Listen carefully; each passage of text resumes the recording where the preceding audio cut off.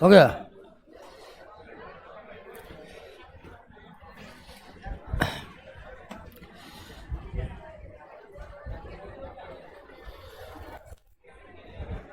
रुमाल को रख लेते हैं, भूल जाएंगे नहीं तो।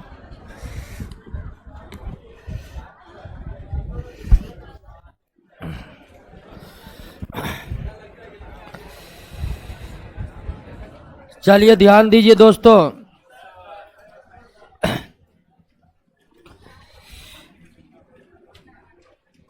पिछले क्लास में हम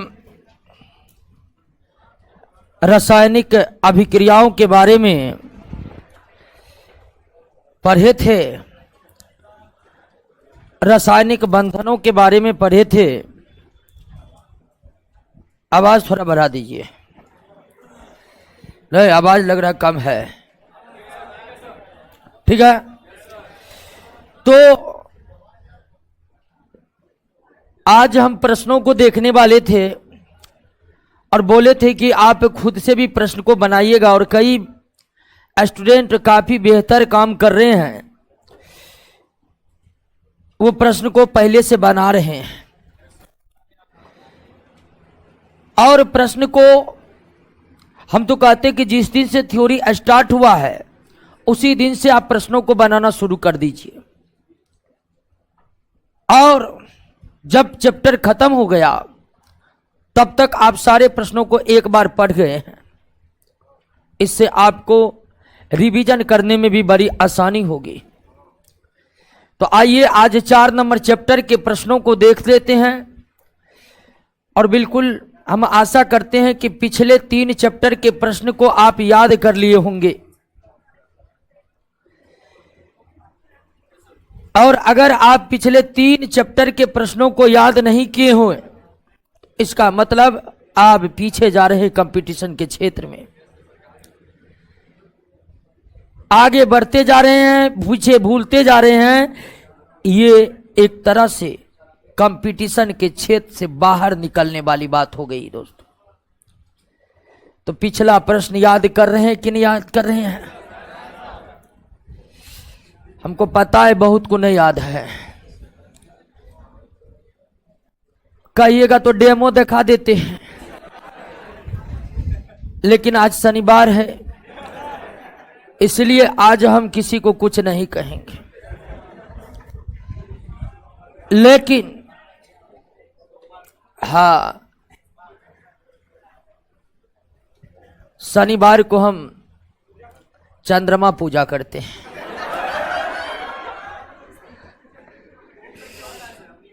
जो भी है, थोड़ा हम धार्मिक गतिविधियों में शनिवार को रहते हैं,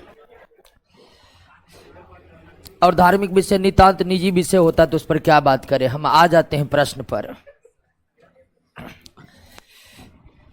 पहला प्रश्न है, रासायनिक अभिक्रिया तो रासायनिक परिवर्तन है। रासायनिक अभिक्रिया रासायनिक परिवर्तन है, रासायनिक अभिक्रिया रासायनिक परिवर्तन है, इसमें तो कोई दिक्कत नहीं। रासायनिक अभिक्रिया में भाग लेने पदार्थ को अभिकारक कहते हैं, अब बनने वाले पदार्थ को उत्पाद कहते हैं, बनने वाले पदार्थ को उत्पाद कहते हैं, भाग लेने वाले पदार्थ को अभिकारक कहते हैं। निम्नलिखित कथनों पर विचार कीजिए। रासायनिक अभिक्रिया के दौरान नए प्रकार के परमाणु का निर्माण होता है। गलत, नए प्रकार के अणु का निर्माण होता है, नए प्रकार के परमाणु का निर्माण नहीं होता। परमाणु जो है वही रहते हैं, केवल परमाणु नए प्रकार के अणुओं का निर्माण करते हैं। रासायनिक अभिक्रिया के दौरान नए प्रकार के अणु का निर्माण होता, बिल्कुल सही है। तो रासायनिक अभिक्रिया में ना तो कोई परमाणु नष्ट होते हैं, ना तो कोई नए परमाणु बनते हैं। रासायनिक अभिक्रिया के दौरान परमाणुओं के बीच एक प्रकार का बंधन टूट जाता है और नए प्रकार के बंधन का निर्माण होता है, और नए प्रकार के बंधन के निर्माण होने से नए प्रकार के अणु का 2 रासायनिक अभिक्रिया के दौरान निम्नलिखित में कौन सा परिवर्तन हो सकता है? बिल्कुल सभी। गैस निकल सकते हैं, रंग बदल सकते हैं, अवस्था बदल सकते हैं। रासायनिक अभिक्रियाओं के दौरान ये सभी परिवर्तन आपको नजर आ सकते हैं। रासायनिक अभिक्रिया में दौरान निम्नलिखित में कौन परिवर्तन नहीं होता है? कौन परिवर्तन नहीं होता है? गैस तो निकलता है, ताप बदलता, अवस्था, द्रव्यमान नहीं बढ़ना। द्रव्यमान संरक्षण नियम के अनुसार, द्रव्यमान संरक्षण नियम के अनुसार अभिकारक का जितना द्रव्यमान होगा उतना ही उत्पाद का होगा। द्रव्यमान में किसी भी प्रकार की कमी या बढ़ोतरी नहीं हो सकती। अगर होगा तो द्रव्यमान संरक्षण नियम फेल कर जाएगा, ऐसा हो नहीं सकता है। रासायनिक अभिक्रिया में परमाणु भाग लेते हैं और परमाणु के तरफ से संयोजी इलेक्ट्रॉन भाग लेते हैं। परमाणु के तरफ से संयोजी इलेक्ट्रॉन भाग लेते हैं। निम्न में किस परिवर्तन में रासायनिक अभिक्रिया संपन्न हो रही है? तो रासायनिक अभिक्रिया रासायनिक परिवर्तन में संपन्न होती है। रासायनिक अभिक्रिया रासायनिक परिवर्तन में संपन्न होती है। दूध का खट्टा होना, मानव शरीर में भोजन का पचना, जल का उबलना रासायनिक परिवर्तन नहीं है। जल का उबलना क्या है? भौतिक परिवर्तन है। जल का उबलना भौतिक परिवर्तन है। फलों का पकना ईंधन का, तो 1 2 4 1 2 5 5।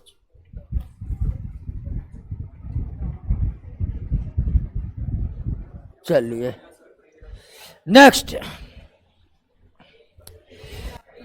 रासायनिक अभिक्रिया के संबंध में कौन सा कथन सही नहीं है? रासायनिक अभिक्रिया में पदार्थ के परमाणु भाग लेते हैं। बिल्कुल। परमाणु अस्थायी होते हैं जिनमें अस्थायी बनने की प्रवृत्ति होती है। बिल्कुल, इसीलिए वो रासायनिक अभिक्रिया में भाग लेते हैं। ये भी सही है। अभिक्रिया में परमाणु के संयोजी इलेक्ट्रॉन भाग लेते हैं। तो गलत कौन होगा? क्योंकि ए बी सी सही है, इसीलिए डी क्या होगा? अब देख लीजिए, अभिक्रिया में परमाणु के कोर इलेक्ट्रॉन भाग लेते हैं। नहीं, अभिक्रिया में परमाणु के संयोजी इलेक्ट्रॉन। आज लगता है बहुत नहीं आया है, और जो नहीं आया है वो फिर रात में कॉल करेगा, सोनू आज तुम क्लास गया था, अब भेज दो। ये सब बहुत गलत आदत है। अभी आइएगा ना तो 1 2 नया बात तो बता ही देते हैं। अपने से क्वेश्चन करने का कुछ अलग मजा है, ठीक है ना। सबसे बड़ी बात क्या होती है कि छात्र आते हैं पढ़ने के लिए, चाहे ऑनलाइन ऑफलाइन जो भी है, उनका काम है पढ़ना। तो पढ़ने से ज्यादा नेसेसरी क्या हो सकता है? अब बहुत को हो जाता है। जब आप ये बात कर रहे हैं कि आज काम था इसीलिए पढ़ने नहीं गए, तो पढ़ाई से इंपॉर्टेंट कौन ज्यादा काम था? पढ़ाई से इंपॉर्टेंट वही ज्यादा इंपॉर्टेंट होगा जो आपके जान पर बनाए। आदमी फालतू फालतू कार्य में पढ़ाई को छोड़ देता है। यानी सब कुछ से दिमाग फ्री होगा तबे पढ़ाई में दिमाग लगेगा। ये बड़ी गड़बड़ बात है। हम बार बार कहते हैं कि जिंदगी का कुछ समय सिर्फ और सिर्फ पढ़ाई को समर्पित कर दीजिए, और उसके बाद नौकरी लीजिए। और पूरा इतिहास गवाह है पटना का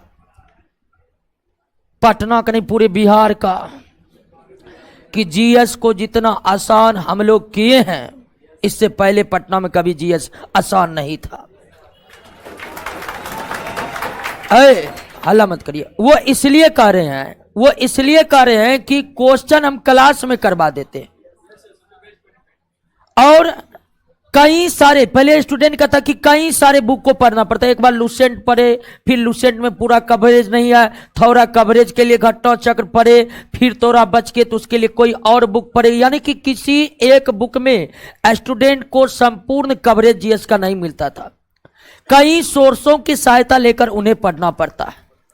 हमने पक्का इंतजाम किए, सारे सोर्स एक जगह कर दिए, सारा सोर्स एक जगह कर दी ताकि पढ़ने में आसानी हो।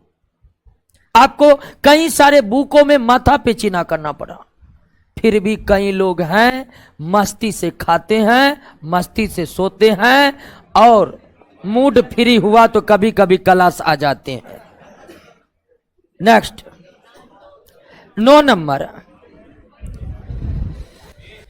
निम्नलिखित कथनों पर विचार कीजिए।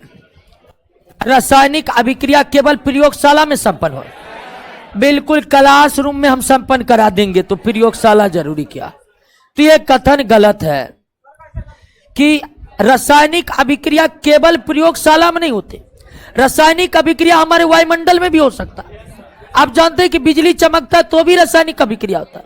रासायनिक अभिक्रिया हमारे शरीर के अंदर होता है। रासायनिक अभिक्रिया शरीर के अंदर होता है।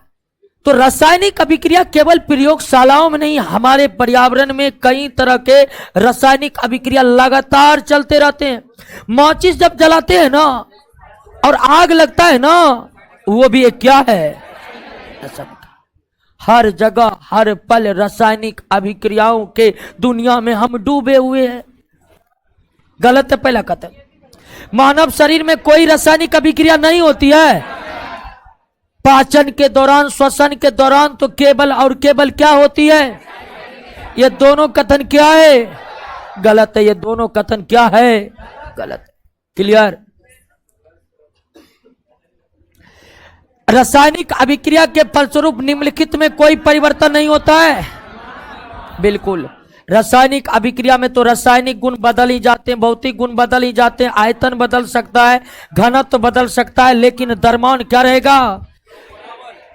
संरक्षित रहेगा द्रव्यमान संरक्षण नियम के कारण। रासायनिक अभिक्रियाओं का संक्षिप्त रूप क्या कहलाता है?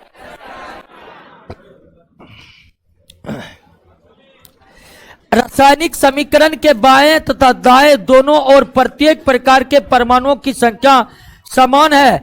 यह किस प्रकार का? यह संतुलित होगा, यह द्रव्यमान संरक्षण नियम के अनुकूल होगा। इसका आंसर डी होगा। और ए और सी दीजिए। सी मिस्टेक हमको लगा सी होगा क्योंकि दोनों सही है, ये भी है और ये भी है। तो ए तथा सी दोनों सही है। ए तथा सी दोनों सही है। क्लियर? रासायनिक समीकरण द्वारा निम्नलिखित में कौन सी सूचना प्राप्त नहीं होती है?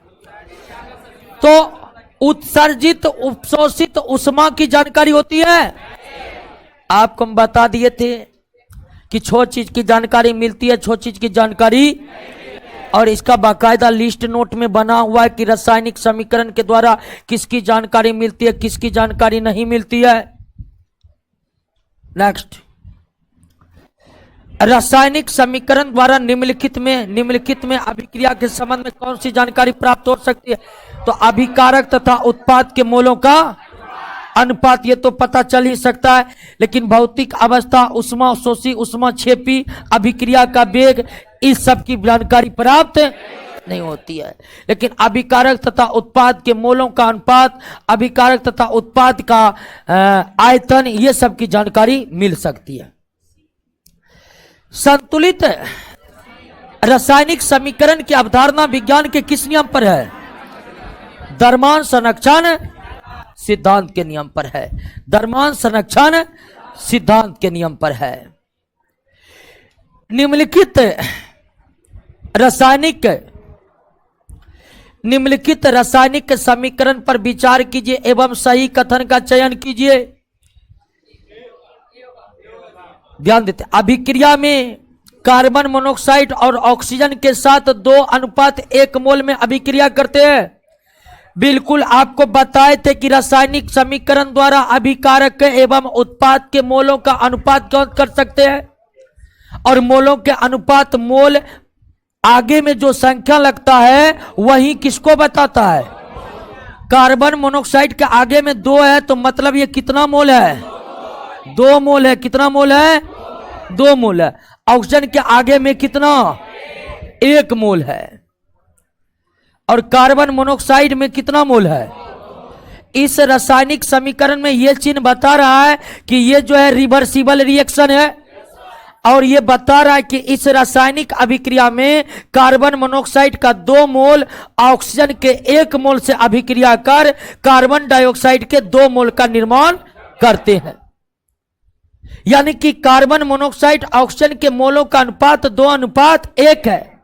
किसी भी रासायनिक समीकरण में यौगिक के आगे की संख्या उसके मोलों की संख्या बताता है, तो यही सही है, बाकी भी गलत ही होगा।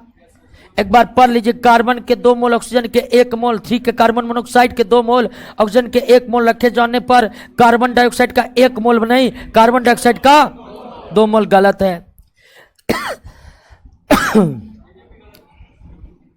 कार्बन मोनोऑक्साइड का कितनी भी मात्रा ऑक्सीजन के 1 मोल ही पर्याप्त होगा? बिल्कुल नहीं। कार्बन डाइऑक्साइड का 2 मोल ऑक्सीजन के 1 मोल से अभिक्रिया करता है। इसका मतलब है कार्बन डाइऑक्साइड की मात्रा बढ़ाएंगे तो अभिक्रिया के लिए ऑक्सीजन की भी मात्रा क्या होनी पड़ेगी? ये भी गलती है, तो करे कार्बन मोनोऑक्साइड का 1 मोल, जब क्या है कितना? तो सही कौन है? ए।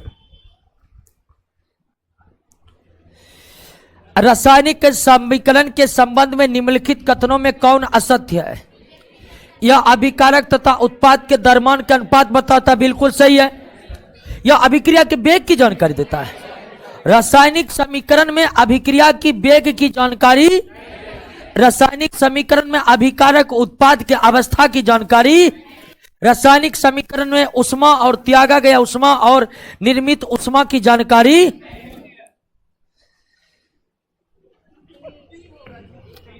संतुलित नहीं है। बिल्कुल भी देख रहा है, हाइड्रोजन 2 हाइड्रोजन 2, लेकिन ऑक्सीजन 2 ऑक्सीजन, ये संतुलित,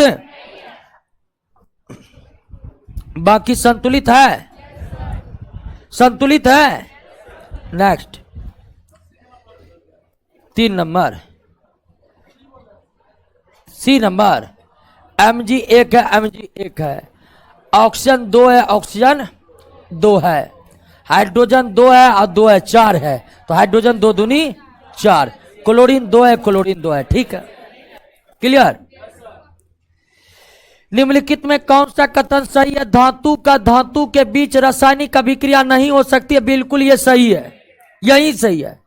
धातु धातु से अभिक्रिया नहीं करते, धातु अधातु से अभिक्रिया करते हैं, अधातु अधातु से अभिक्रिया करते हैं, लेकिन कभी भी धातु धातु से अभिक्रिया, यही सही है। तत्व का यौगिक से अभिक्रिया नहीं हो सकती है, बिल्कुल हो सकती है। ठोस पदार्थ का द्रव पदार्थ के साथ रासायनिक अभिक्रिया नहीं हो सकता, बिल्कुल हो सकता है। तो सही कथन ये है कि धातु धातु से अभिक्रिया नहीं कर सकता है, धातु अधातु से अभिक्रिया करता है, अधातु अधातु से अभिक्रिया करता है। कौन संतुलित है? देखिए बी, बाकी नहीं है, तो बी संतुलित नहीं है। नाइट्रोजन 2 है, इधर इधर भी 2 है, हाइड्रोजन 4 है, उधर भी 4 है, ऑक्सीजन इधर 2 है उधर, हाँ बिल्कुल, और संतुलित ठीक है, संतुलित पूछ रहा, ठीक है, बी नंबर संतुलित है। निम्नलिखित में कौन संयोजन अभिक्रिया है? संयोजन अभिक्रिया बताए थे, जब 2 या 2 से अधिक अभिकारक एक उत्पाद बनाए तो वो कौन है? संयोजन अभिक्रिया है।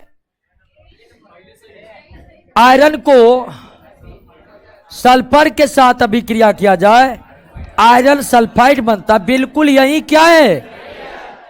जब 2 या 2 से अधिक अभिकारक एक उत्पाद का निर्माण करे तो वह कौन सी अभिक्रिया है? बाकी नहीं है। इसमें भी 2 उत्पाद बन रहे हैं, कैल्शियम ऑक्साइड, कार्बन डाइऑक्साइड, इसमें भी 2 उत्पाद बन रहे हैं, इसमें भी 2 उत्पाद बन रहे हैं। संयोजन अभिक्रिया में उत्पादों की संख्या 1। कैल्शियम कार्बोनेट को गर्म, ये तो अपघटन है, ये रिएक्शन तो कई बार हमें बताए थे। नेक्स्ट निम्नलिखित कथनों पर विचार कीजिए। अपघटन अभिक्रिया में रासायनिक पदार्थ टूटकर दो या दो से अधिक पदार्थ का निर्माण होता है। सही है। अपघटन अभिक्रिया उष्मा, प्रकाश या विद्युत ऊर्जा के माध्यम से संपन्न। सही है। अपघटन अभिक्रिया उष्मा शोषी, बिल्कुल सही है।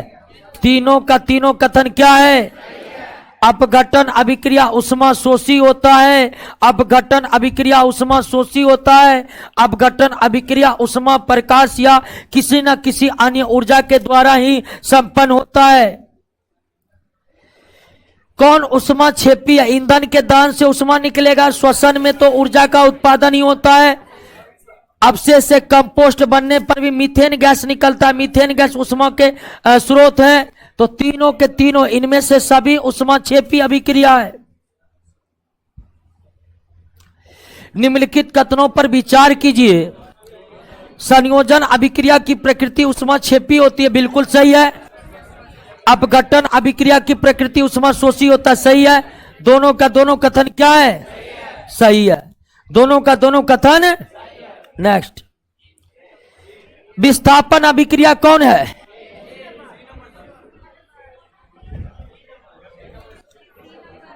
ए नंबर है। कौन है? ये सी नंबर डबल डिस्प्लेसमेंट है। सी नंबर क्या है?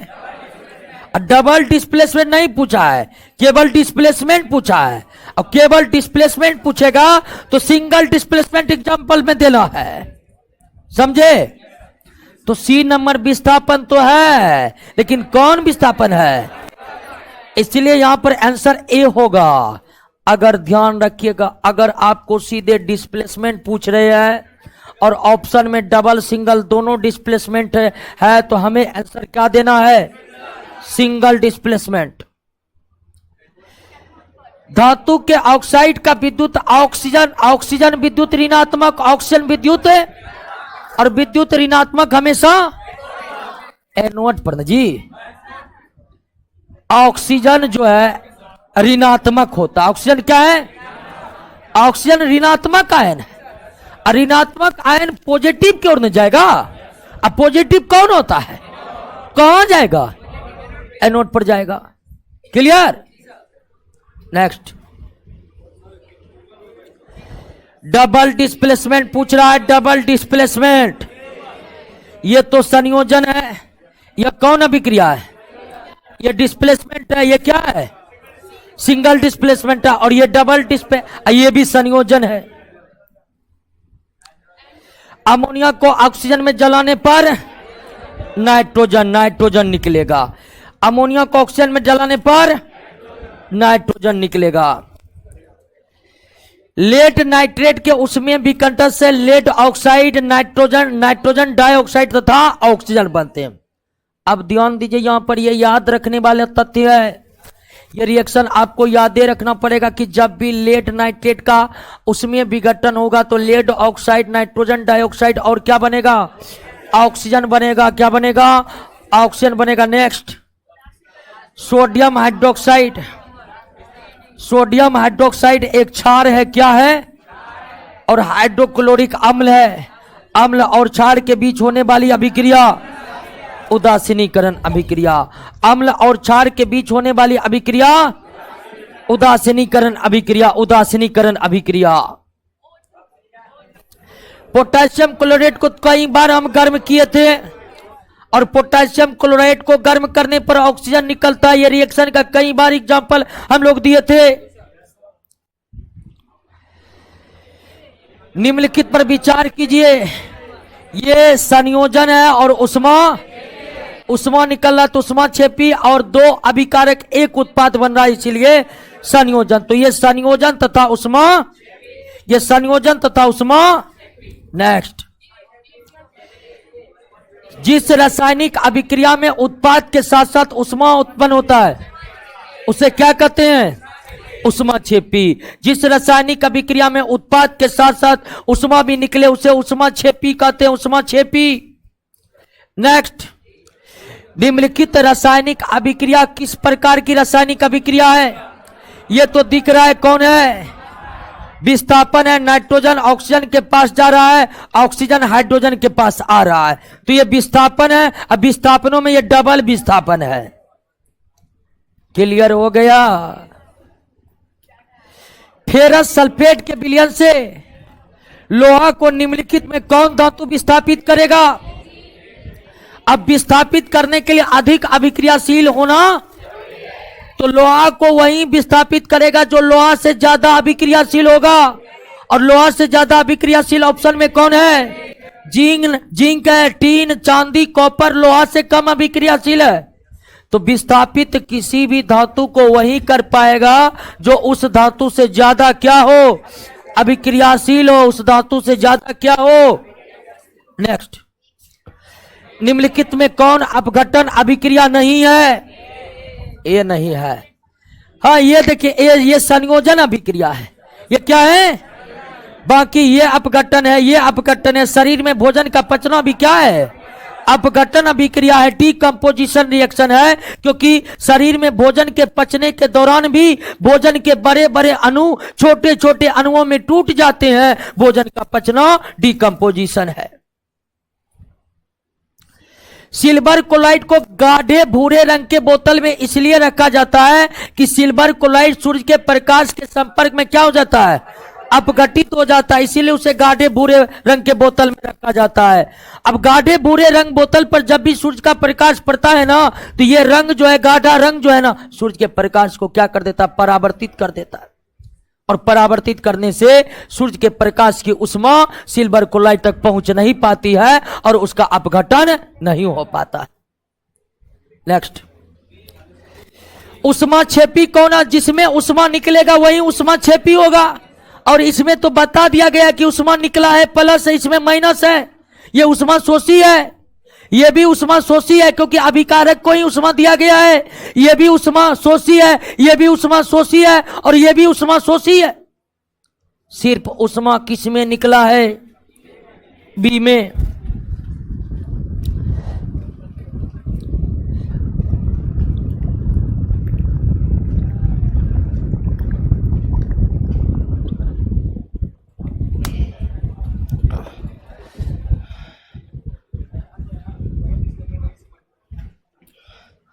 दीजिए ना उसको जवाब, जवाब देते नहीं है। जवाब दीजिए उसको, कहिए कैसे क्लास होगा। जल का विद्युत अपघटन करने पर मुक्त होने पर जल H2, और अगर इसका विद्युत अपघटन करिएगा तो 2 मोल हाइड्रोजन 1 मोल 2 अनुपात। हाइड्रोजन ऑक्सीजन के मोलों का अनुपात कितना होगा? 2 अनुपात 1 होगा, 2 अनुपात 1 होगा। ये पंखा ऊपर नहीं आता क्या?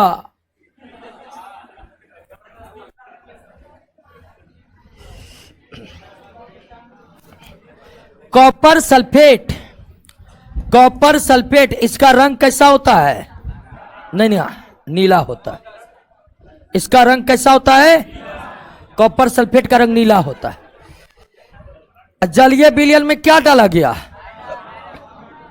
तो यहां पर डिस्प्लेसमेंट होगा, बढ़ेगा फेरस सल्फेट, और क्या बनेगा? ये तो आप जानते हैं यहां डिस्प्लेसमेंट होगा, होगा कि नहीं होगा?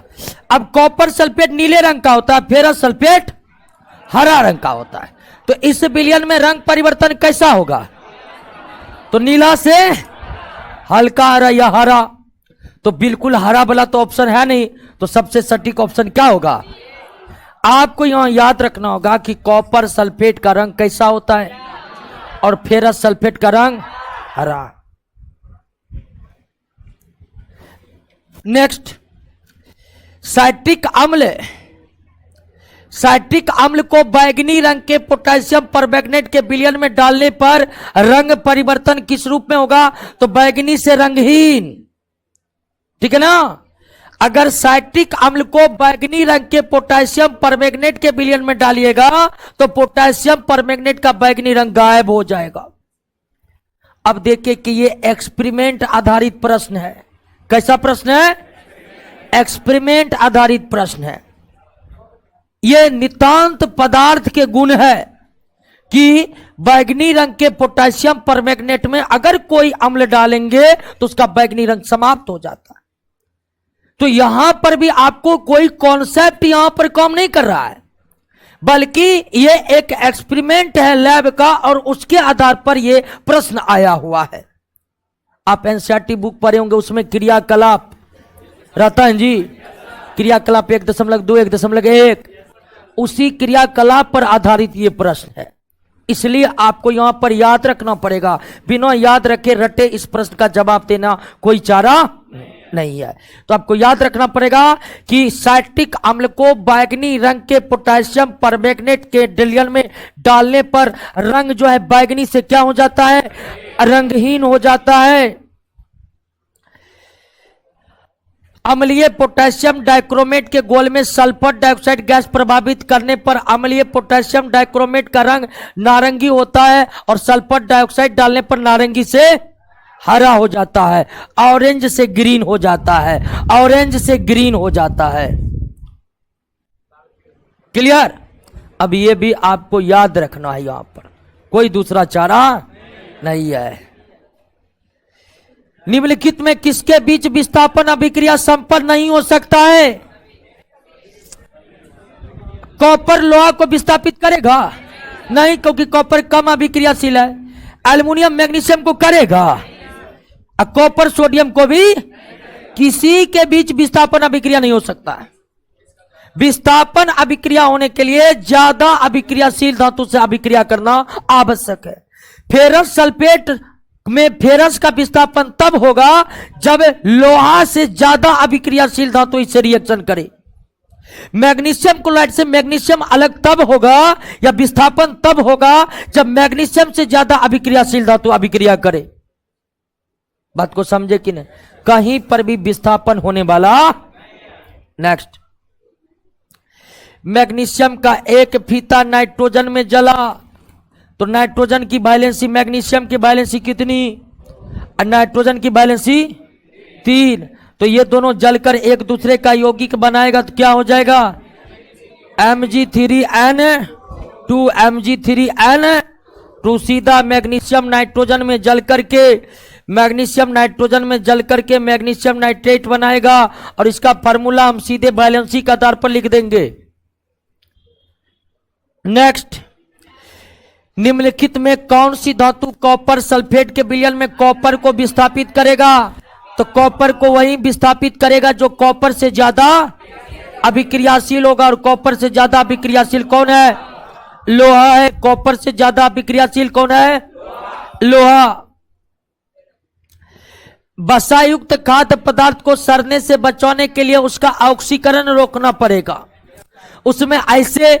उसमें ऐसे पदार्थ को मिलाना पड़ेगा जो ऑक्सीकरण की प्रक्रिया को क्या करे, और ऑक्सीकरण के प्रक्रिया को रोकने वाले पदार्थ क्या कहलाते हैं? एंटीऑक्सीडेंट कहलाते हैं। क्या कहलाते हैं? एंटीऑक्सीडेंट कहलाते हैं। एंटीऑक्सीडेंट कहलाते हैं। निम्नलिखित में कौन दहन अभिक्रिया है? पेट्रोल का जलना। दहन अभिक्रिया में उष्मा निकलती है। कहीं पर मोम का पिघलना एक भौतिक अभिक्रिया है ही नहीं, भौतिक परिवर्तन है। काली चूना नहीं, कली चूना अंग्रेजी नाम सही है, क्विक लाइम। कैल्शियम ऑक्साइड को कली चूना कहते हैं। कैल्शियम ऑक्साइड को, और जब कैल्शियम ऑक्साइड को जल में डुबाते हैं तो यह कैल्शियम हाइड्रोक्साइड बनाता है और तेज उष्मा निकलता है। यह एक उष्माक्षेपी अभिक्रिया है। यह एक उष्माक्षेपी अभिक्रिया है। अब बता सकते हैं इसका आंसर क्या होगा? पर्याप्त उष्मा का उत्सर्जन होता है, और कौन से नए यौगिक बनते हैं? कैल्शियम। और यह संयोजन अभिक्रिया है कि अपघटन? यह संयोजन अभिक्रिया। यह कौन अभिक्रिया है?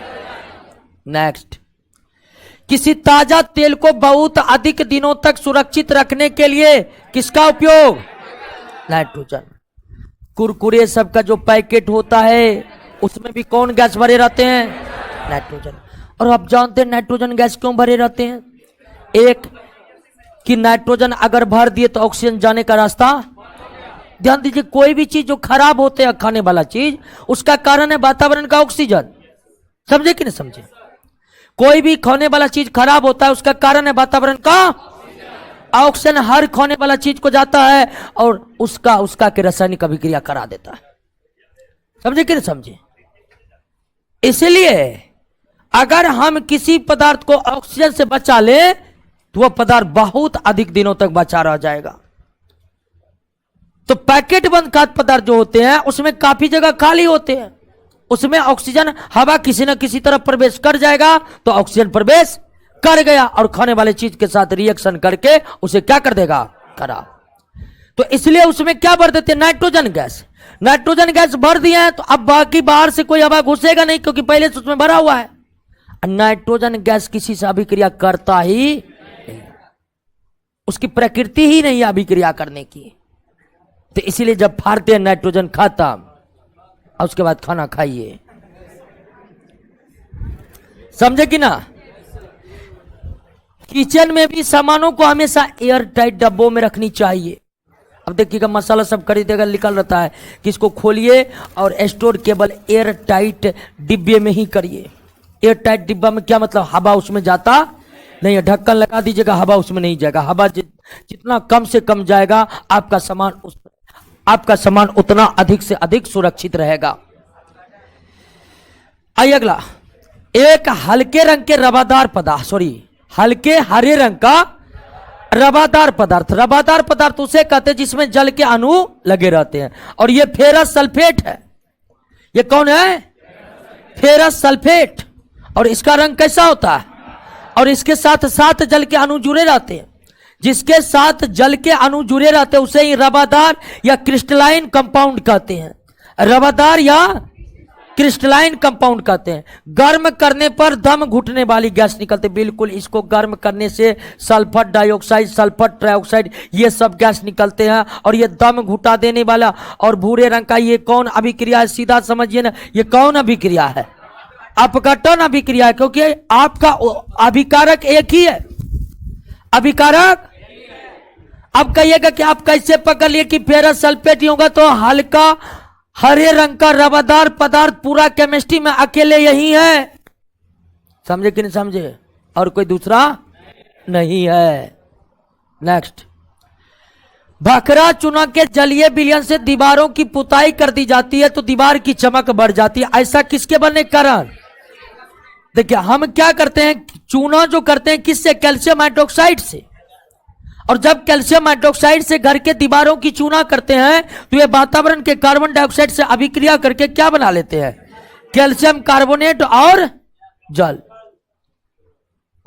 और जैसे कैल्शियम कार्बोनेट का परत बनता है तो दीवार की चमक क्या होती है?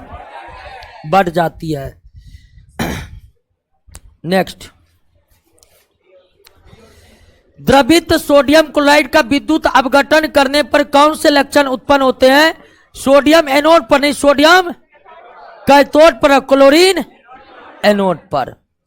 सोडियम प्लस होगा तो वो माइनस कैथोड पर जाएगा और क्लोरीन माइनस होगा तो वो प्लस यानी कि एनोड पर जाएगा। एक परख नली में थोड़ा बेरियम हाइड्रोक्साइड लेकर उसमें थोड़ा अमोनियम, बेरियम हाइड्रोक्साइड में थोड़ा अमोनियम क्लोराइड लिया गया, मिश्रण के कांच के छड़ से चलाया गया। इस अभिक्रिया के संबंध में कौन सा कथन सही है? ध्यान दीजिए, यहां पर सबसे पहले याद रखने वाला तथ्य यह है दोस्तों कि बेरियम हाइड्रोक्साइड और अमोनियम क्लोराइड के बीच जो अभिक्रिया होती है यह उष्मा शोषी अभिक्रिया होती है। कैसी अभिक्रिया होती है? बेरियम हाइड्रोक्साइड और अमोनियम क्लोराइड के बीच किस प्रकार की अभिक्रिया होती है? उष्मा शोषी अभिक्रिया होती है। किस प्रकार की अभिक्रिया होती है? उष्मा शोषी अभिक्रिया होती है। और अगर उष्मा शोषी अभिक्रिया है तो वे वातावरण से उष्मा को क्या करेंगे? ग्रहण करेंगे। इससे परख नली को स्पर्श करने पर हमें किसकी अनुमति होगी? ठंडक की अनुमति होगी, क्योंकि उष्मा खींचा जाएगा। उष्मा खींचा जाएगा तो आसपास क्या उत्पन्न होगा? ठंडक उत्पन्न होगा। क्लियर है? असत्य कथन की पहचान करें। जल का विद्युत अपघटन करने पर हाइड्रोजन और हाइड्रोक्सिल आयतन होगा, आयन प्राप्त होते। यही तो गलत है। जल का विद्युत अपघटन करेंगे तो हाइड्रोजन और ऑक्सीजन प्राप्त होगा, हाइड्रोक्सिल प्राप्त होगा। यही कथन क्या है? गलत है। अब अगला कथन कर रहा है कि सिल्वर धातु तनु HCl से अभिक्रिया नहीं करता। नहीं करता है। हाइड्रोजन सल्फाइड क्लोरीन के बीच अभिक्रिया होने से सल्फर पृथक हो जाता। बिल्कुल, हाइड्रोक्लोरिक अम्ल और सल्फर अलग हो जाएगा। पोटेशियम क्लोराइड के विलयन में सिल्वर नाइट्रेट का विलयन डालने पर अभिलेख सफेद अपक्षय प्राप्त होता। बिल्कुल प्राप्त होगा। इनके बीच डबल डिस्प्लेसमेंट रिएक्शन हो जाएगा। तो गलत वही है सरासर।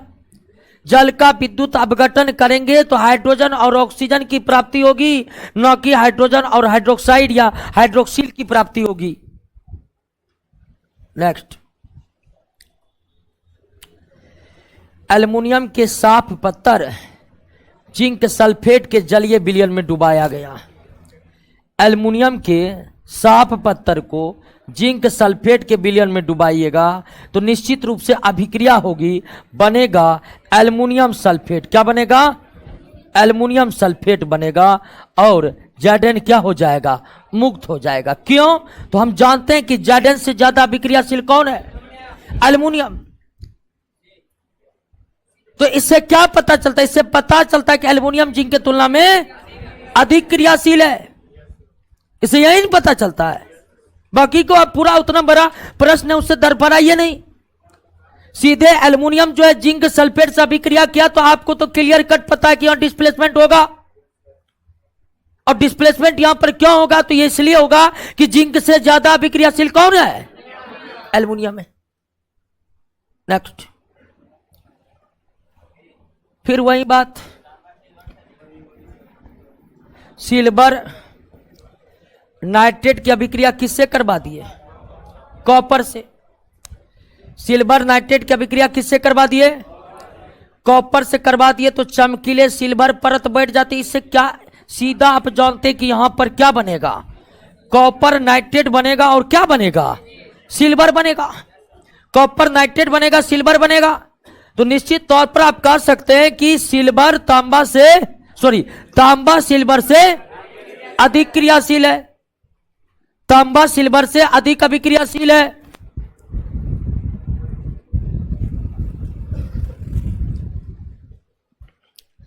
नेक्स्ट, निम्नलिखित में कौन सी एक परिघटना रासायनिक अभिक्रिया से संबंधित है? सिलेंडर में उच्च दाब पर नाइट्रोजन गैस का भंडारण। बिल्कुल ये रासायनिक अभिक्रिया। दाब डालना, बल लगाना, ये कोई रासायनिक अभिक्रिया नहीं है। कार्बन डाइऑक्साइड गैस का तरल रूप में परिवर्तन, तो बिल्कुल ये भी रासायनिक अभिक्रिया। अवस्था बदलना कोई रासायनिक अभिक्रिया नहीं। लेकिन उच्च ताप पर अगर गर्म करिएगा तो पदार्थ ऑक्सीजन से अभिक्रिया करके ऑक्साइड तो बन ही जाएगा। बिल्कुल, पेट्रोल को खुली आम छोड़िएगा क्या होगा? कुछ नहीं होगा, रासायनिक अभिक्रिया नहीं होगी। हाँ, पेट्रोल के अणु उड़ जाएंगे तो उससे रासायनिक अभिक्रिया नहीं हो रही है, वाष्प बनकर उड़ गया। रासायनिक अभिक्रिया किस प्रकार की रासायनिक अभिक्रिया है? विस्थापन। डबल नहीं ना है? नहीं, क्योंकि डबल भी ऑप्शन में। Single displacement. Magnesium nitrogen gas की उपस्थिति में दहन हो सकता। बिल्कुल, ध्यान दीजिएगा कि किसी भी पदार्थ का दहन ऑक्सीजन की उपस्थिति में ही होता है। किसी भी पदार्थ का दहन ऑक्सीजन की उपस्थिति में ही होता है। लेकिन कुछ कुछ इसके अपवाद भी है, जैसे मैग्नीशियम नाइट्रोजन गैस की उपस्थिति में दहन हो सकता है। अब मैग्नीशियम नाइट्रोजन गैस की उपस्थिति में दहन हो सकता है तो इसका मतलब है कि इसका मतलब यह नहीं कि वह ऑक्सीजन में दहन नहीं होगा, ऑक्सीजन में भी होगा। लेकिन मैग्नीशियम नाइट्रोजन की उपस्थिति में दहन हो सकता है। एंटीमनी का चूर्ण का क्लोरीन गैस की उपस्थिति में जलाया जाता है। बिल्कुल, ये भी सही है। एंटीमनी क्लोरीन की उपस्थिति में जलता है, मैग्नीशियम नाइट्रोजन की उपस्थिति में जलता है। और मोमबत्ती को अगर क्लोरीन गैस से भरे पात्र पर ले जाइएगा वो नहीं बुझती है, जलती रहती है। वो नहीं बुझती है, जलती रहती है। 1 और 2 सही है, 3 क्या है? तो ऑक्सीजन की उपस्थिति में मोमबत्ती तो जलेगा ही जलेगा, लेकिन आप ये याद रखिएगा कि मोमबत्ती क्लोरीन गैस की उपस्थिति में भी क्या होता है? जलते रहता है। नेक्स्ट,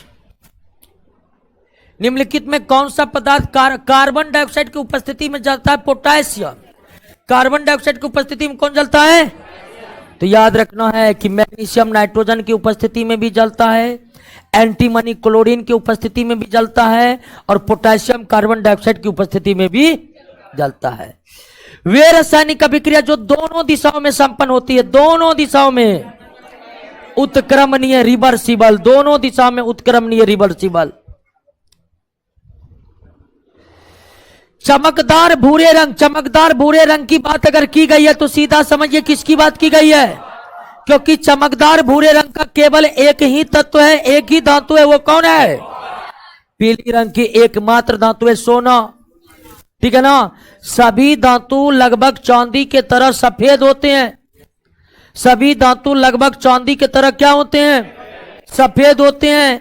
एकलौती धातु सोना है जो पीले रंग की होती है, एकलौती धातु तांबा है जो चमकदार भूरे रंग की होती है, जिसको आप लालिमा रंग भी कह सकते हैं। रासायनिक अभिक्रिया जिसे अभिकारक एक से अधिक अवस्था में हो विषमांगी अभिक्रिया कहलाता, बिल्कुल सही है। अमोनिया निर्माण की हाइबर विधि विषमांग अभिक्रिया, बिल्कुल नहीं। अमोनिया में नाइट्रोजन और हाइड्रोजन अभिक्रिया करके क्या बनाते हैं? तो नाइट्रोजन भी गैस है, हाइड्रोजन भी। जब अभिकारक की अवस्थाएं समान हो तो उसे समांग अभिक्रिया कहते हैं, उसे विषमांग अभिक्रिया। तो अमोनिया निर्माण की हाइबर विधि में सभी अभिकारक गैसीय अवस्था में है, यानी अभिकारकों की अवस्था समान है, और जब अभिकारकों की अवस्था समान होती है तो उसे समांग अभिक्रिया कहते हैं, विषमांग अभिक्रिया नहीं कहते हैं। अभिकारक की अवस्था अलग अलग है तब उसे हम विषमांग कहेंगे। रासायनिक अभिक्रिया के प्रारंभ होने के बाद समय के साथ अभिकारकों का सांद्रण घटता है, बिल्कुल। उत्पाद का सांद्रण बढ़ता है, बिल्कुल सही। अभिक्रिया का वेग भी घटता है, सही है। इनमें से सभी होगा, इनमें से सभी, इनमें से सभी सही है।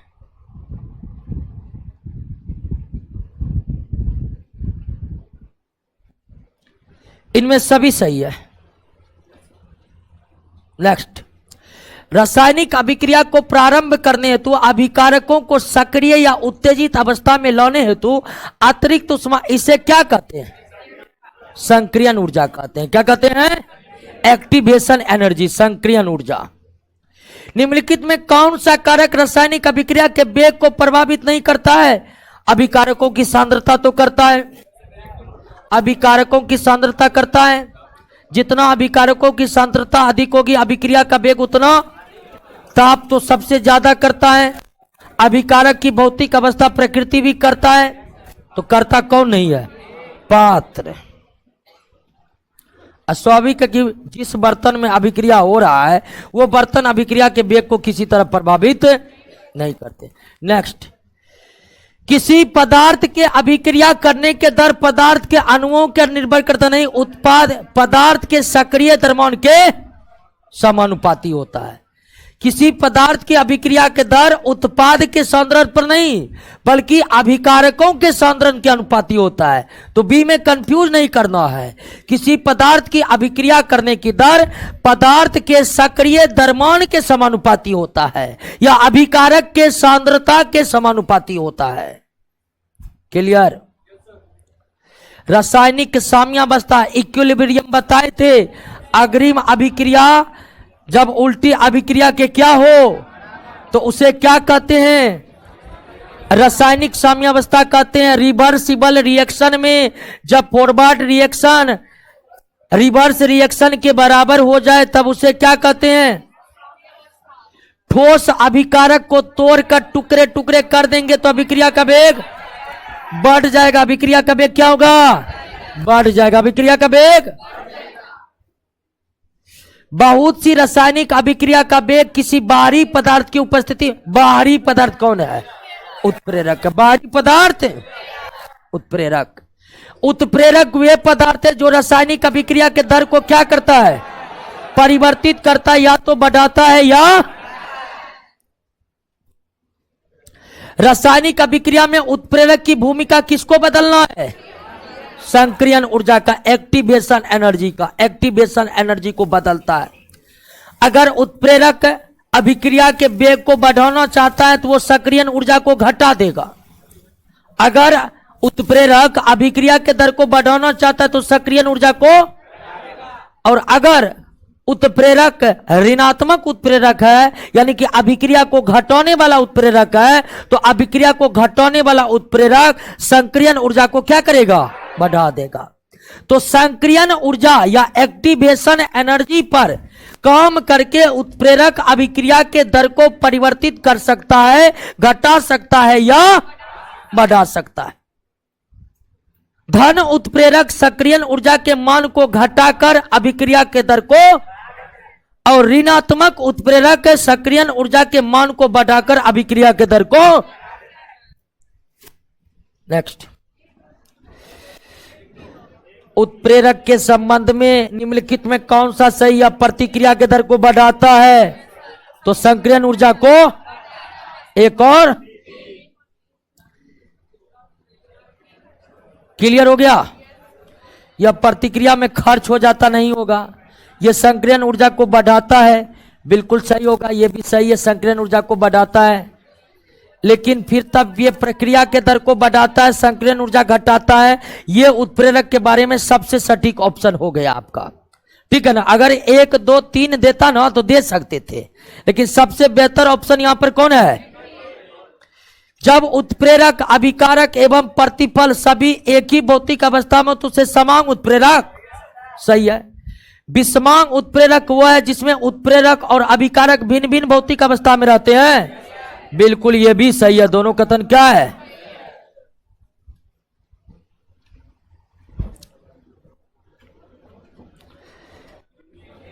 ऐसे पदार्थ जो रासायनिक अभिक्रिया में उत्प्रेरक की क्रियाशीलता को नष्ट कर देते हैं उसे क्या कहते हैं? उत्प्रेरक विष कहते हैं। उत्प्रेरक विष कहते हैं। उत्प्रेरक विष की प्रकृति कैसी है? क्रिया निरोधक। उत्प्रेरक विष की प्रकृति क्रिया निरोधक होता है, वे अभिक्रिया के वेग को कम करता है। उत्प्रेरक विष किस प्रकार काम करते हैं? तो उत्प्रेरक विष जो है उत्प्रेरक के सतह पर उत्प्रेरक के मुक्त संयोजकताओं से संयोग कर देते। संयोजकता मतलब फ्री इलेक्ट्रॉन। उत्प्रेरक के जो फ्री इलेक्ट्रॉन अपना कार्य कर रहे होते हैं उस इलेक्ट्रॉन से जाकर अब कौन भिड़ जाएगा? उत्प्रेरक विष।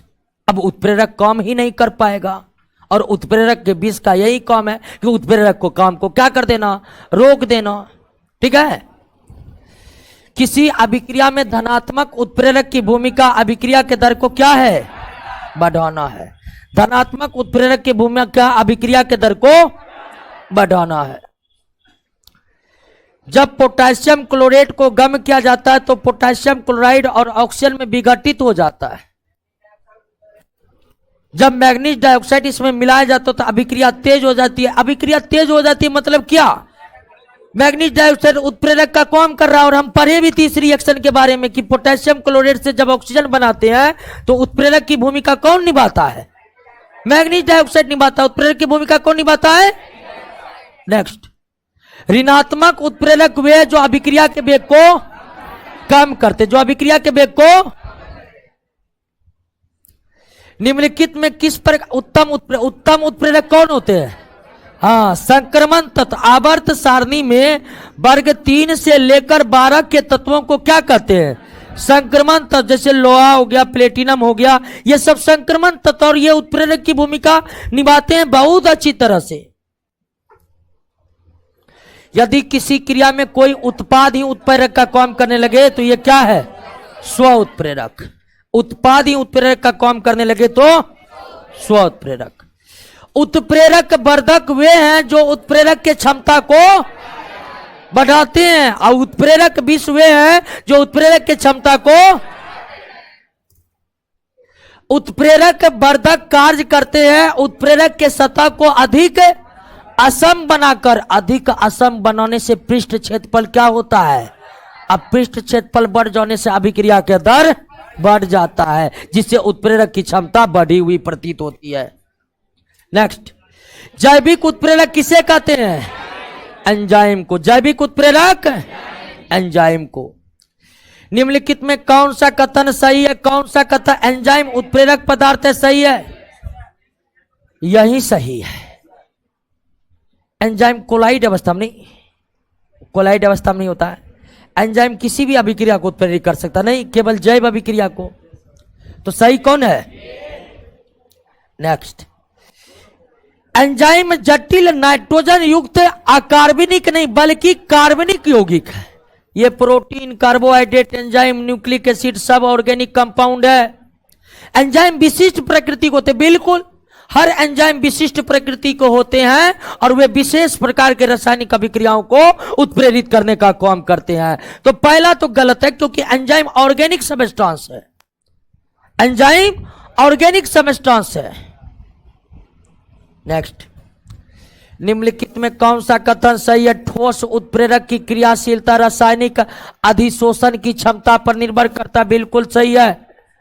उत्प्रेरक की प्रकृति चयनात्मक होती है। बिल्कुल ये भी सही है। मतलब अब इसका आंसर क्या होगा? डी होगा। इसका आंसर क्या होगा? डी होगा। कोई भी उत्प्रेरक किसी विशेष अभिक्रिया को उत्प्रेरित कर सकता है। बिल्कुल सही। इनमें सभी के सभी कथन सही है।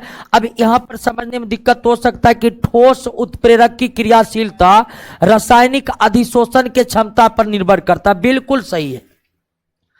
अब इसको समझना थोड़ा डिफिकल्ट हो जाएगा, तो इसको आप छोड़ दीजिए, याद ही रखिए, क्योंकि बहुत बड़ा कॉन्सेप्ट है। आपको बता कि कैटेलिस्ट की पूरी जानकारी सरफेस केमिस्ट्री का हो जाता है, और सरफेस केमिस्ट्री नितांत 12th का विषय है, और उतना डीप में हमें जाने का काम नहीं है।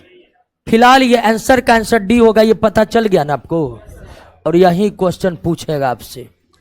अब कहिएगा इतना आप कैसे बता रहे हैं कि ये डायरेक्ट आपका एनसीईआरटी का प्रश्न है, ठीक है ना? नहीं तो ये हो सकता है किस तरह पूछ दे क्वेश्चन कि ठोस उत्प्रेरक की क्रियाशीलता किस पर निर्भर करती है, तो क्या दीजिएगा उत्तर? ये आपसे क्वेश्चन पूछ देगा कि उत्प्रेरक की प्रकृति कैसी होती है। चयनात्मक का मतलब हुआ कि एक उत्प्रेरक किसी एक रासायनिक अभिक्रिया को ही उत्प्रेरित करने का काम कर सकता है, सभी रासायनिक अभिक्रिया को नहीं। यदि ए बी का आवेश आयनिक यौगिक में ही आवेश रहता है। आवेश किस में रहता है? आयनिक यौगिक में। एक आयनिक बंधन तब बनता है जब एक धातु तत्व का संयोग किससे होता है? धातु अधातु से संयोग करता तभी ना आयनिक बंधन बनता है। विद्युत संयोजन बनता है विपरीत आवेश आवेन के बीच, एक प्लस आवेन और एक माइनस आयन। सहसंयोजी आबंध किसके द्वारा बनता है? इलेक्ट्रॉन के अंशभाजन। अंशभाजन का मतलब यहां पर किससे है? साझेदारी से है। साझेदारी से भी होगा। नहीं, अंश अंतरण। अंतरण का अंग्रेजी ट्रांसफर होता है। अंतरण यहां पर अंग्रेजी नहीं दिया, इसलिए आपको डिफिकल्ट लग रहा होगा। अंतरण का मतलब ट्रांसफर, और ट्रांसफर आयनिक बंधन के समय होता है, सहसंयोजी बंधन के समय नहीं। ये क्वेश्चन आपसे बनेगा, श्योर है। ये बस अंग्रेजी रूपांतरण यहां नहीं है ना, तो हिंदी वर्ड में आपको दिक्कत हो रहा है, समझे ना, और कुछ नहीं है। निम्नलिखित कथनों पर विचार कीजिए। धातु अधातु परमाणुओं के बीच आयनिक बंधन। बिल्कुल। अधातु के परमाणुओं के बीच सहसंयोजी। बिल्कुल सही है। दोनों कथन क्या है? सहसंयोजी। सहसंयोजी में अधातु अधातु। ये देखिए, कार्बन अधातु, हाइड्रोजन अधातु, क्लोरीन धातु अधातु के बीच आयनिक, अधातु अधातु के बीच सहसंयोजी। आयनिक यौगिक में एक धातु एक, तो हाइड्रोजन अधातु सोडियम क्लोराइड। बाकी चेक कर लिए, किसी में धातु अधातु नहीं ना है। कॉपर सल्फेट में उपस्थित बंधन है। कॉपर सल्फेट में विद्युत संयोजक है कॉपर और सल्फेट के बीच। सहसंयोजिक है सल्फर और ऑक्सीजन के बीच। उप सहसंयोजिक है कॉपर सल्फेट और जल के बीच। तीनों बंधन है यहां पर। विद्युत संयोजक बंधन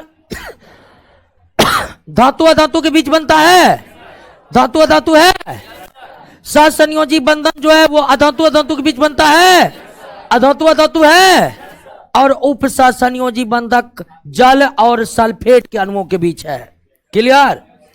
और इस तरह के अणु पूछ दे, जैसे पूछ दे कि फेरस सल्फेट 7H2O, ठीक है, K2SO4, Al2SO4 hall, Al2SO4 hall 3, 24H2O, इस तरह सबका कंपाउंड अगर इनमें इस तरह का कंपाउंड जारी आवाज बहुत छोड़ रहा है, मैनेजमेंट साफ गड़बड़ हो गया, क्या बताएं। अब जो है ना दिल्ली से टीम आ रहा है, हाँ, और सब कुछ ये जो देख रहे हैं ना कैमरा वैमरा सब कुछ को उखाड़ के सब नया लगेगा। हाँ, ये सब जितना है सबको OLX पर डालकर बेच डालेंगे। क्लियर? नहीं, बहुत चीज गड़बड़ करा, बहुत दिन हो भी गया है, ठीक है, इसलिए अब नया चीज लगा देते हैं सब। हाँ, कभी आते हैं तार खराब, कभी नेट खराब, कभी वो खराब, और उसके चक्कर में हम खराब हो जाते हैं। चलिए आइए ध्यान दीजिए, हाइड्रोजन एक इलेक्ट्रॉन लेकर हीलियम का इलेक्ट्रॉनिक विन्यास, अब हीलियम का इलेक्ट्रॉनिक विन्यास प्राप्त रखने की प्रवृत्ति अगर हम रख रहे हैं तो हीलियम कौन गैस है? अगर हीलियम का इलेक्ट्रॉनिक विन्यास प्राप्त करना है, हीलियम का इलेक्ट्रॉनिक विन्यास अगर प्राप्त करना है तो निश्चित तौर पर अक्रिय गैस का इलेक्ट्रॉनिक विन्यास प्राप्त करना है कि नहीं? एक परमाणु जो इलेक्ट्रॉन प्राप्त करेगा तो त्याग करेगा तो धनावेशित। धनायन तब जब बनता जब इलेक्ट्रॉन त्याग होता, जब इलेक्ट्रॉन, सल्फर की अधिकतम सहसंयोजकता, सल्फर का परमाणु संख्या कितना? अंतिम कक्षा जितना वैलेंस इलेक्ट्रॉन होता है अधातु का उतना ही अधातु की सहसंयोजकता होती है। पूछ दे कार्बन की सहसंयोजकता कितनी? 4। समझे कि नहीं समझे? सहसंयोजकता अधातुओं की होती है। सहसंयोजकता मतलब इलेक्ट्रॉन की वह संख्या जो साझा किया जा सकता है, और साझा केवल संयोजी इलेक्ट्रॉन को किया जा सकता है। जितनी संयोजी इलेक्ट्रॉन होगी उतनी ही सहसंयोजकता होगी। नेक्स्ट, निम्नलिखित में किस यौगिक में आयनिक बंधन नहीं है? मीथेन। मीथेन ऑर्गेनिक कंपाउंड है और ऑर्गेनिक कंपाउंड में सहसंयोजी होता है, ऑर्गेनिक कंपाउंड में सहसंयोजी होता है। कौन सा सहसंयोजी यौगिक है? Carbon tetrachloride. कार्बन टेट्राक्लोराइड में क्लोरीन भी अधातु, कार्बन भी अधातु, अधातु के बीच ही बनता है सहसंयोजी।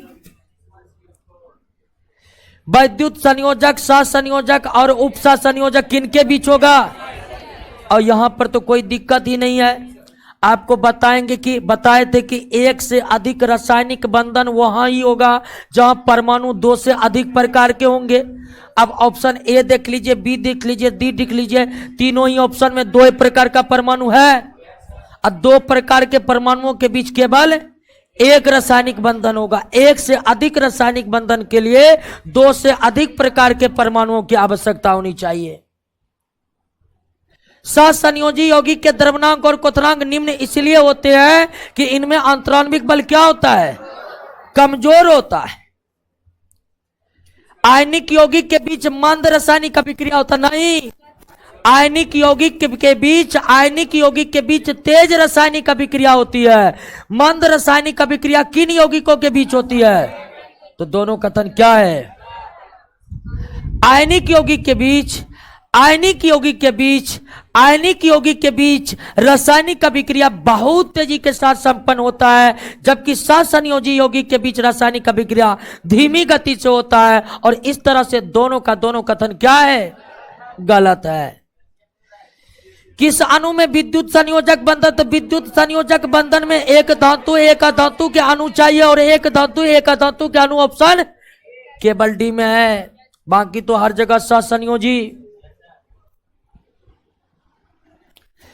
आयनिक यौगिक के द्रव्यनांक और क्वथनांक उच्च इसलिए होते हैं क्योंकि इनमें आंतराणविक बल क्या होता है, उच्च होता है। सहसंयोजी यौगिक का द्रव्यनांक क्वथनांक निम्न इसीलिए होता है क्योंकि उसमें आंतराणविक बल क्या होता है, कमजोर होता है।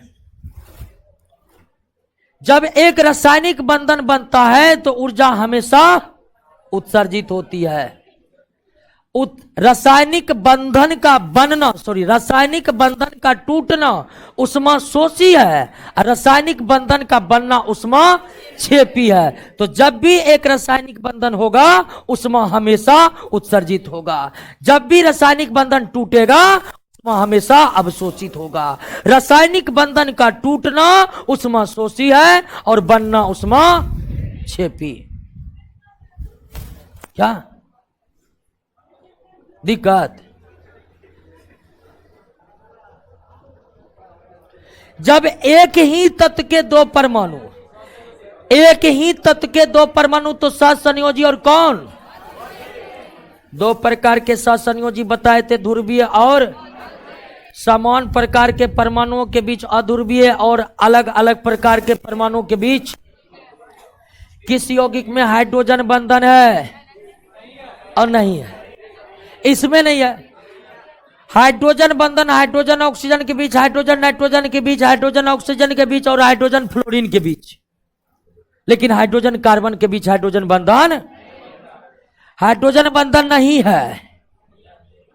देखिए यहां पर हाइड्रोजन कार्बन इसके बीच हाइड्रोजन बंधन है। हाइड्रोजन ऑक्सीजन के बीच हाइड्रोजन बंधन होगा, हाइड्रोजन ऑक्सीजन के बीच हाइड्रोजन बंधन होगा, हाइड्रोजन नाइट्रोजन के बीच हाइड्रोजन बंधन होगा, हाइड्रोजन फ्लोरीन के बीच हाइड्रोजन बंधन होगा, लेकिन हाइड्रोजन कार्बन के बीच हाइड्रोजन बंधन, हाइड्रोजन बंधन उपस्थित है किसमें? हाइड्रोजन और फ्लोरीन के बीच हाइड्रोजन बंधन पाए। जल का अधिक क्वथनांक का एकमात्र कारण जल के अणुओं के बीच हाइड्रोजन बंधन का होना, जल के अणुओं के बीच हाइड्रोजन बंधन होने के कारण ही जल का क्वथनांक अन्य सभी द्रवों के तुलना में क्या होता है? कौन में विद्युत संयोजक बंधन में एक धातु चाहिए एक अधातु चाहिए और ये होगा सोडियम ब्रोमाइड।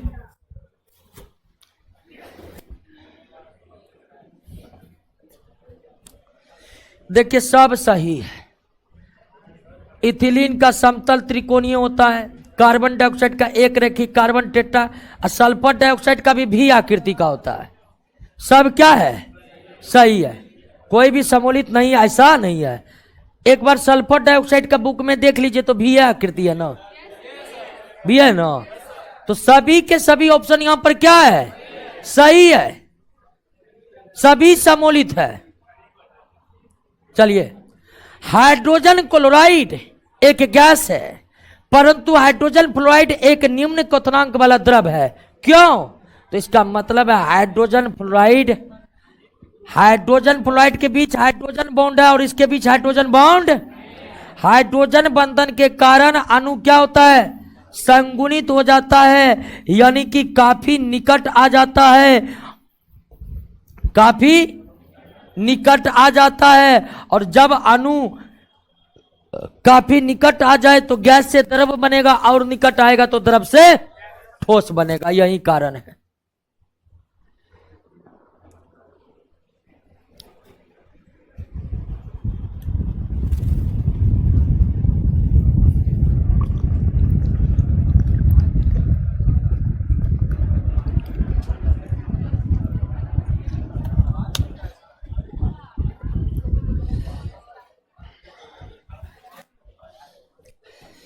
रासायनिक बंधन का टूटना उष्मा शोषी, अभी तुरंत बताएं।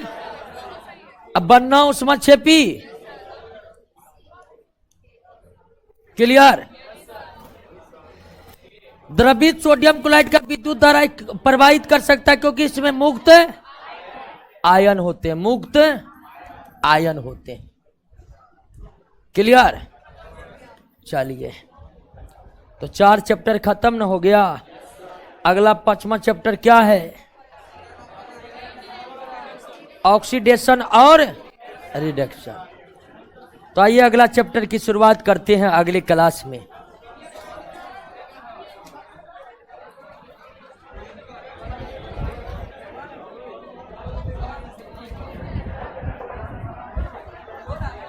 एक कार बैटरी में सत्येंद्र कुमार पूछ रहे, कार बैटरी में प्रयुक्त विद्युत अपघटय होता है, वो सल्फ्यूरिक एसिड होता है। कार के बैटरी में सल्फ्यूरिक एसिड होता है, कार की बैटरी में सल्फ्यूरिक एसिड।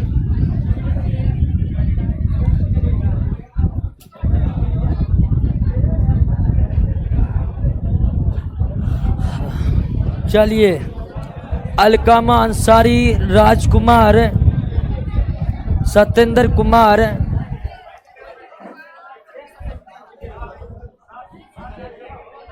राजकुमार, ललन कुमार, राहुल कुमार बख्तियारपुर।